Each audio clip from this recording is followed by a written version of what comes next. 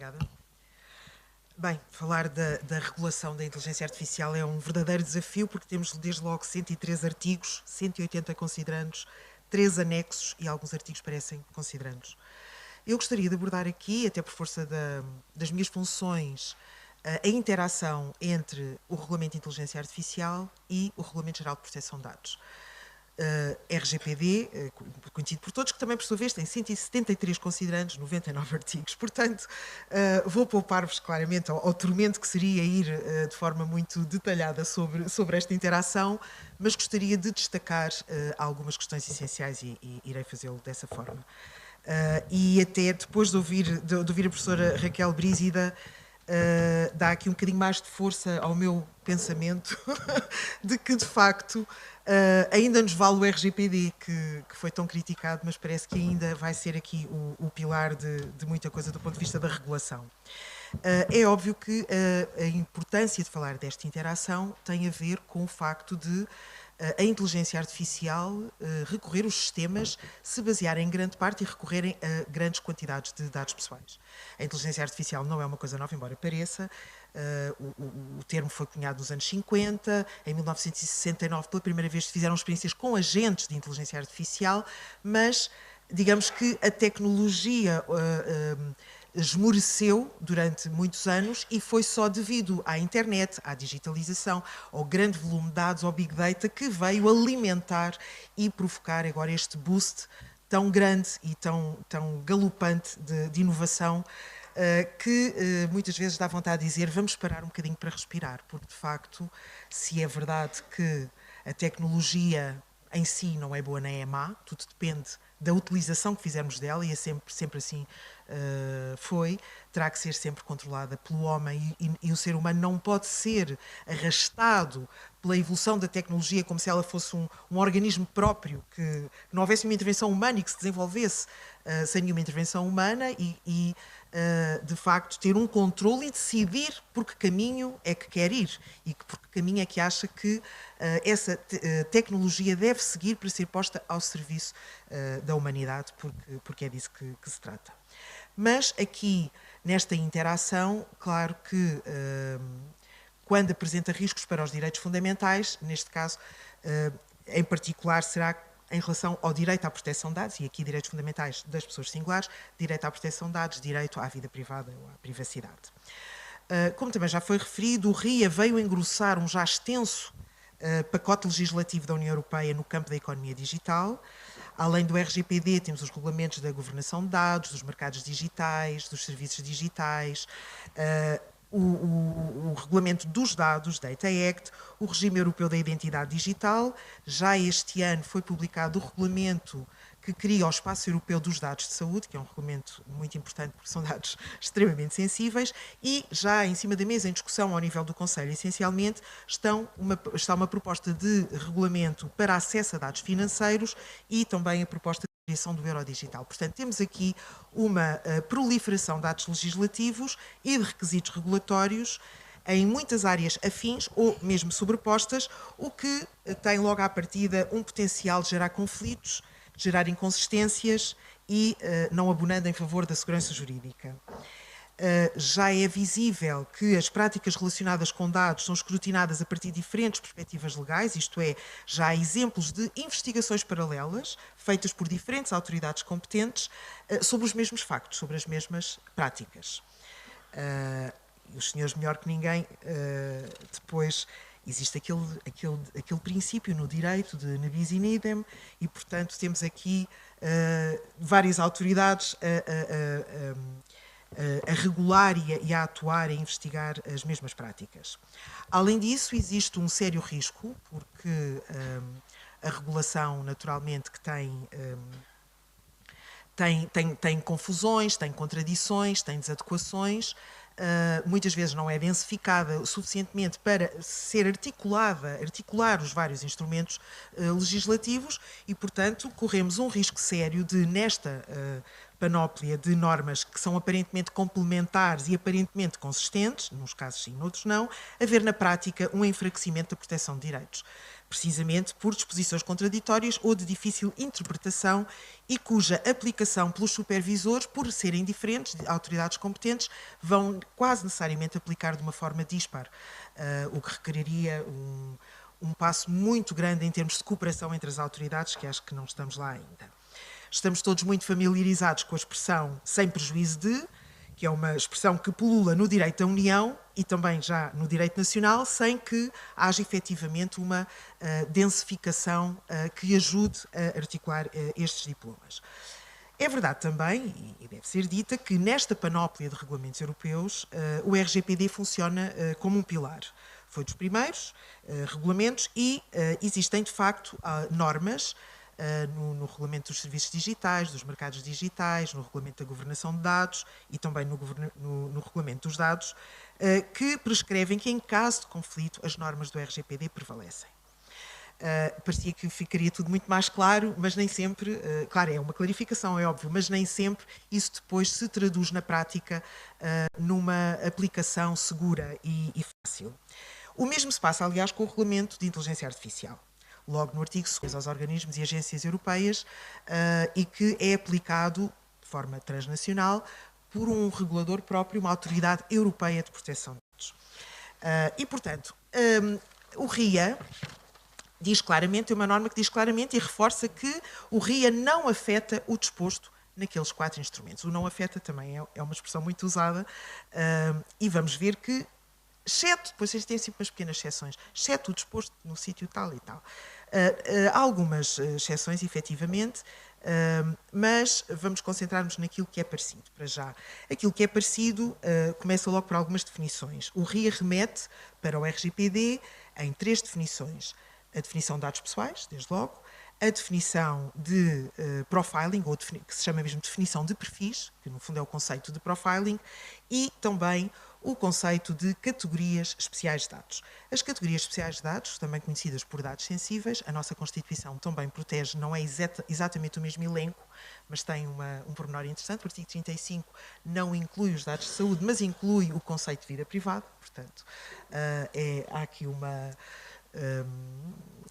coisa interessante, mas este elenco de dados sensíveis, para vocês perceberem bem do que estou a falar, inclui, por exemplo, a origem racial ou étnica, as convicções políticas, filosóficas, a filiação sindical ou partidária, os dados relativos à saúde, os dados genéticos, os dados relativos à orientação sexual e os dados biométricos. Em rigor, a única coisa que é verdadeiramente nova no RGPD, que não havia na diretiva anterior de proteção de dados, são essencialmente os dados biométricos, porque os dados genéticos não estavam expressamente previstos, mas poderiam ser abrangidos pela defesa dos dados de saúde. E os dados quanto à orientação sexual, a expressão era vida sexual e, portanto, estariam também protegidos. O que é verdadeiramente novo no RGPD e que ascende a esta categoria de dados sensíveis são, efetivamente, os dados biométricos. É óbvio que estes dados têm um regime reforçado de proteção devido ao seu potencial discriminatório. Salvaguardas que, na altura, se tinha em mente cenários históricos que se criam irrepetíveis, mas que infelizmente não ficaram no século XX e estão a ganhar neste primeiro quartel do século XXI uma atualidade preocupante para os direitos fundamentais. E, de facto, mais do que nunca, a proteção destas categorias especiais de dados faz todo sentido. E no contexto da IA faz muito mais sentido, porque o seu objetivo de proteção, há uma regra geral de proibição e há umas derrogações apertadas no RGPD quanto ao tratamento destes dados. A IA, ao contrário, vai trabalhar com todos os dados e vai também trabalhar com estes dados. E a IA tem quase que um propósito quase inerente de discriminar, positivo ou negativamente, mas tem um potencial de discriminação muito grande e, inclusive, o Regulamento de Inteligência Artificial dá um fundamento de legitimidade próprio, uma condição de licitude para o tratamento de dados biométricos para detectar e corrigir viés. É uma exceção que o RIA tem e que acrescenta, digamos, ao RGPD e dá-lhe legitimidade para tratar. E depois tem umas condições de salvaguarda deste tratamento, mas a verdade é que o permite. Muitas vezes nós sabemos que as salvaguardas poderão não ser suficientes para a porta que este tipo de derrogação abre. Curiosamente, a definição de dados biométricos que existe no RIA é quase idêntica à do RGPD, mas falta lá uma frase. O RGPD descreve o que são dados biométricos e depois diz que permitam a identificação única de uma pessoa. Portanto, porque há muitos dados biométricos que não permitem identificar inequivocamente uma pessoa, como, por exemplo, o peso e a altura, que é um dado biométrico, ou os batimentos cardíacos, enfim, tudo dados biométricos que podem ser trabalhados e são ao nível da inteligência artificial, mas que não permitem identificar inequivocamente uma pessoa. Nesse aspecto, fugiriam aparentemente da regulação do artigo 9º do RGPD. No entanto, o RIA tem um considerando 14 que diz o conceito de dados biométricos deve ser encarado à luz da concepção do conceito de dados biométricos do RGPD. Isto desde logo contraditório e difícil até, porque, enfim, parece mais garantístico, mas é um pouco difícil porque o Regulamento de Inteligência Artificial prevê, de forma até bastante preocupante, um conjunto de tratamentos de dados biométricos para serem usados essencialmente ao nível do trabalho de investigação criminal, criminal e não só, pelas polícias, e que abre aqui uma porta muito escancarada a utilização de inteligência artificial para prever comportamentos, através de câmaras de videovigilância, reconhecimentos faciais, reconhecimento de emoções. Portanto, há aqui são tecnologias que já existem, mas há aqui uma porta, há uma permissão legal para poder fazer este tipo de tratamentos, e isso é altamente preocupante, mas eu vou deixar para o painel da manhã sobre os direitos fundamentais, tem aqui bastante matéria para falar sobre isto.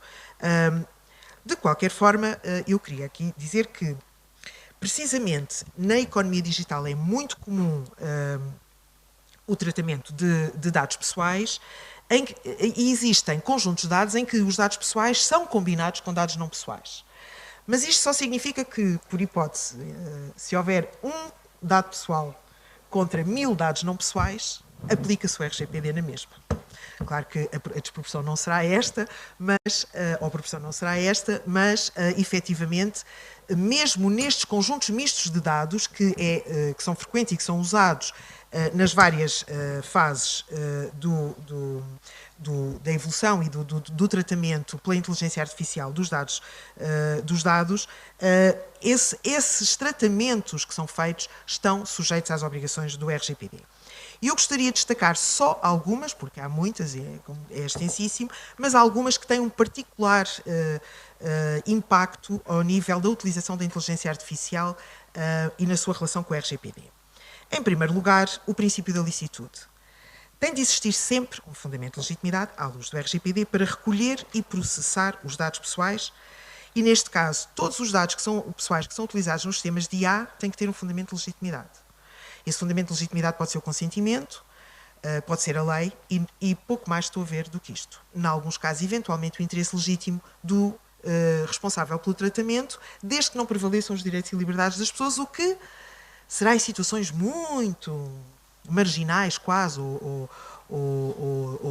operações de IA muito leves, muito superficiais, que de facto não tenham impacto nos direitos fundamentais, porque, de uma maneira geral, dir-se-ia que, ao fazer a ponderação entre o interesse legítimo de um responsável de tratamento, seja um prestador ou seja um implantador, implantação, aliás, é uma palavra portuguesa, mas é o que é usado no regulamento de IA, que são responsáveis pelo tratamento dos dados e teriam que fazer essa ponderação entre os seus interesses legítimos de fazer aquele tratamento de dados e os direitos e liberdades dos titulares dos dados, e na maior parte dos casos, digamos que a balança cairia para os titulares dos dados e, portanto, não poderá ser um fundamento de legitimidade usado. Mas a verdade é que ele tem que existir.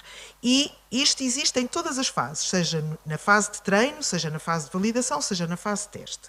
Isto é importante porque, se os dados pessoais são recolhidos de forma ilícita, isto vai contaminar todo o processo, todo o ciclo de dados, naturalmente, e, portanto, corre-se o risco de tornar um modelo de IA ou um sistema de IA ilícito se assente numa utilização primeira que seja legítima. Isto é uma coisa que é importante ter em conta. Um segundo princípio que eu gostaria aqui de destacar e que é absolutamente essencial tem a ver com o princípio da transparência e da boa-fé. Diz o RGPD que os dados devem ser tratados de forma leal, sem subterfúgios, enganos ou omissões. As omissões são uma coisa importante ao nível da inteligência artificial, porque de facto parece que quase tudo é omisso, porque nós temos dificuldade em perceber o que se está a passar e, portanto, há aqui alguma... Poderá não ser um engano, mas pelo menos há uma omissão. E, de facto, os titulares dos dados têm de ser plenamente informados sobre todos os aspectos relacionados com o tratamento dos seus dados pessoais. Que dados são tratados, qual a sua origem quando não são recolhidos junto do titular, e na maior parte destes casos não serão recolhidos junto do titular, para que fins são tratados, a base legal do tratamento, enfim. E nós sabemos, de facto, uma certa tendência para a opacidade a este respeito e, como já foi também dito aqui pela professora Raquel Brígida, peço desculpa, e também pelo Sr. Procurador-Geral da República, a verdade é que a transparência é uma questão absolutamente essencial. E não é fácil. E efetivamente, não é fácil. Há aqui, então, um outro direito, agora já saindo dos princípios para os direitos, dois direitos, mas que, na relação com o outro, eu gostaria primeiro de destacar o direito que o RGPD consagra no artigo 22, o direito que assiste aos titulares dos dados de não serem sujeitos a uma decisão tomada exclusivamente com base num tratamento automatizado de dados, incluindo a definição de perfis, e que produz efeitos na sua esfera jurídica ou afete significativamente o titular de forma similar. Ora bem, não havendo, o RIA não prevendo a obrigação de uma decisão humana, portanto, mesmo que não possamos ir por aí, podemos sempre contar com o RGPD.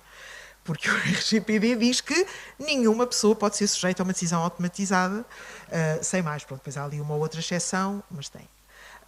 Mas, portanto, este é o princípio, este é um direito. E, portanto, se um regulamento não nos dá essa solução, se calhar vamos ter que ir pelo outro, porque, de facto, aqui, e o que tem impacto nos direitos fundamentais das pessoas singulares, de facto, é porque há tratamento de dados pessoais e, portanto, aplica-se o RGPD. É óbvio que, se nós pensarmos uma decisão automatizada, vamos pensar numa decisão automatizada que já se toma há imensos anos e que toda a gente vai perceber, porque já é uma coisa que já está na nossa vida há muitos anos, que é o chamado credit scoring.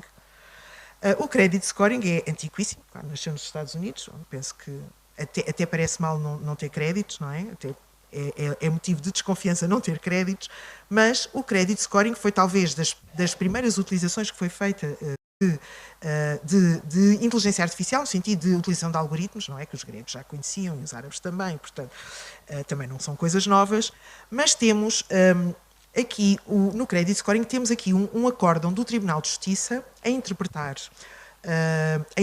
o artigo 22 do RGPD, um acórdão de dezembro de 2023, a propósito, é o caso Schufa Holding, é um caso alemão. A Schufa, como sabem, é uma grande empresa que faz precisamente análise sobre o risco das pessoas contraírem créditos, solvabilidade, tem, enfim, informações e negócios, é uma empresa que presta esse tipo de serviços e presta às instituições bancárias. E reparem que a Schufa Holding é contratada por um banco e dá um crédito, atribui uma classificação a uma pessoa quanto à sua capacidade de fazer pagamentos no futuro. Portanto, é uma previsão, dá-lhe um valor de probabilidade. E entrega esta informação ao banco. E depois, no banco, há um ser humano que decide atribuir o crédito ou não atribuir o crédito ou atribuir só X em relação àquilo que foi pedido. Numa leitura inicial, podia-se pensar, ok, está aqui um ser humano, entrou o ser humano, a decisão não é absolutamente automatizada porque está aqui um ser humano que decide, em última análise, se concede o crédito ou não.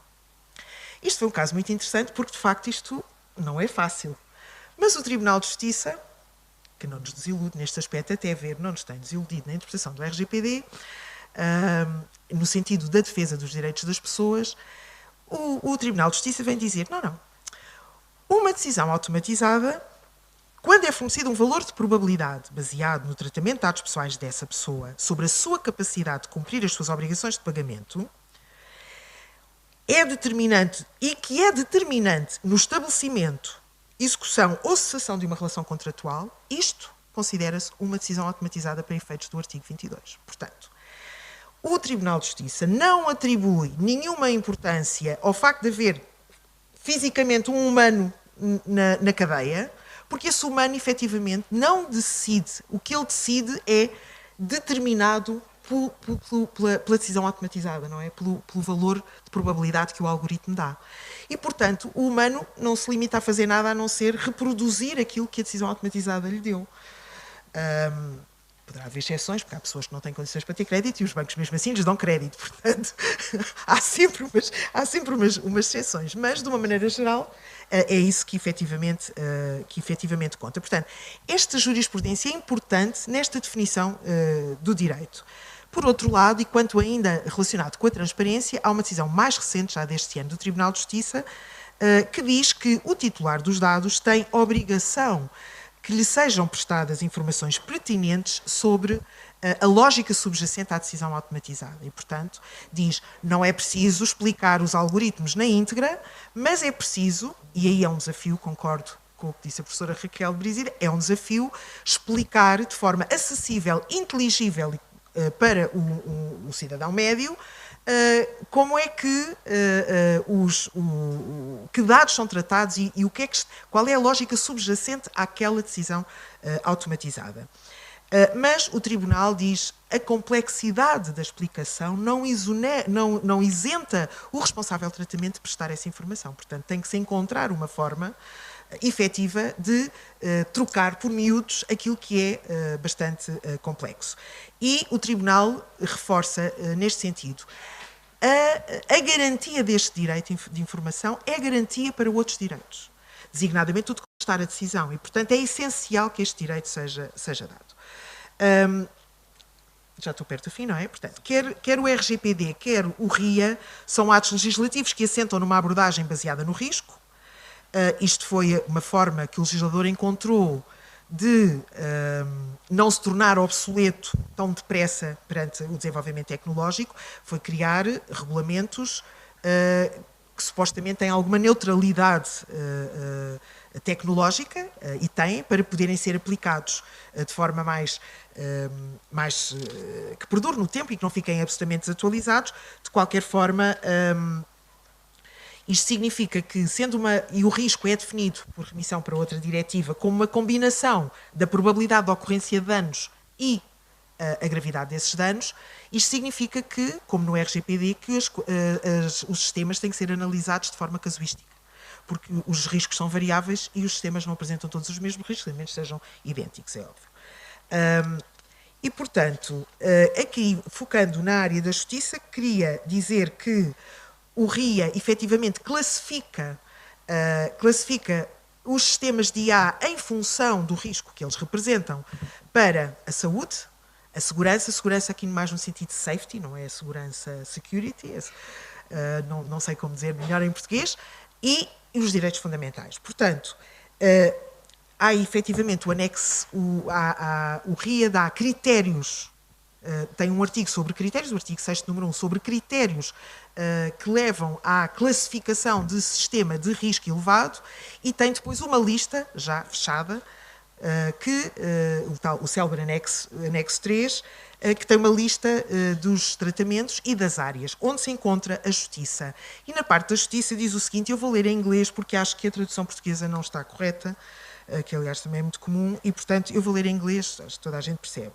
Diz o seguinte: AI systems intended to be used by a judicial authority or on their behalf to assist a judicial authority in researching and interpreting facts and law and in applying the law to a concrete set of facts, or to be used in a similar way in alternative dispute resolution. Portanto, até temos aqui os RAL incluídos. é óbvio que, em derrogação a esta disposição, portanto, os sistemas que tiverem esta finalidade são sistemas, e que são os da Justiça, neste caso, são sistemas classificados como de risco elevado. Isto significa que há um conjunto de obrigações adicionais, complexas, documentação, que têm que ser cumpridos. De qualquer forma, há derrogações e esta disposição, para tudo aquilo que é instrumental e que se encontra muitas vezes a montante do que é depois o trabalho de julgar e de decidir, como se destinar a desempenhar uma tarefa processual restrita, se destinar a melhorar o resultado de uma atividade humana previamente concluída. Nestes casos, são derrogações, não se considera que estes sistemas sejam de risco elevado.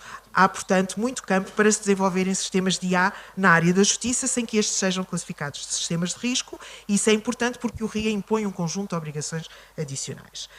Por último, eu gostava apenas de referir que, apesar das falhas, contradições, ou algumas desadequações ou insuficiências que o RIA possa conter, e contém seguramente, a verdade é que hoje existe um regime jurídico que não é para a utilização da IA. Mal ou bem, mais geral ou menos geral, existe. E neste sentido, é óbvio que as questões que durante muito tempo foram de natureza ética e que informaram o que é hoje o texto da IA, de alguma forma foram ultrapassadas, porque nós neste momento temos um quadro legal e, portanto, as questões ou são legais ou não são legais, e já não se trata de serem eticamente aceitáveis ou não, mas de serem legais ou não serem legais. Em Portugal, e a professora referiu, foi anunciado pelo Governo a designação da ANACOM, da intenção de designar a ANACOM como Autoridade de Fiscalização de Mercado principal. Segundo eu vi nas notícias, principal. Porquê? Porque o regulamento de IA prevê a possível designação de mais do que uma autoridade de fiscalização de mercado. E mais, impõe, no seu artigo 74, que a autoridade de fiscalização de IA para sistemas de elevado risco, ou de risco elevado, tem que ser as autoridades nacionais de proteção de dados. E, portanto, digamos que vai haver aqui uma repartição clara de supervisão, não é? E de regulação. E queria dizer a este propósito que,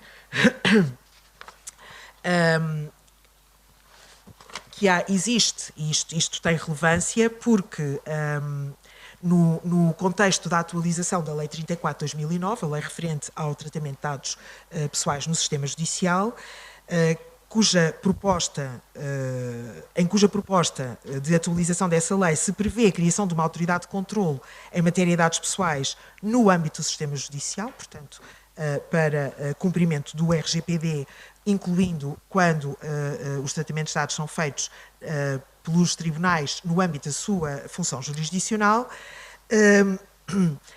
É possível utilizar esta Autoridade de Proteção de Dados, que está proposta que seja criada, e que se venha a atribuir a essa Autoridade de Proteção de Dados o poder de ser autoridade, coincidentemente, autoridade de fiscalização do mercado para os sistemas de alto risco ou de risco elevado na área da justiça, porque é necessário ser uma autoridade de proteção de dados e isto teria todas as vantagens, porque se evitava uma maior fragmentação de vários supervisores do RGPD e do RIA, e por outro lado, isto tem claramente como vantagem uma aplicação coerente do Regulamento de Inteligência Artificial e do Regulamento Geral de Proteção de Dados. Dois quadros legais que interagem e têm como objeto comum assegurar um elevado nível de proteção dos direitos fundamentais. A garantia destes direitos permite garantir também outros direitos fundamentais, o que, no universo da IA, vai ser o grande desafio. Proteger os direitos fundamentais, penso eu, vai ser o grande desafio para pôr à prova plena capacidade dos seres humanos. Muito obrigada.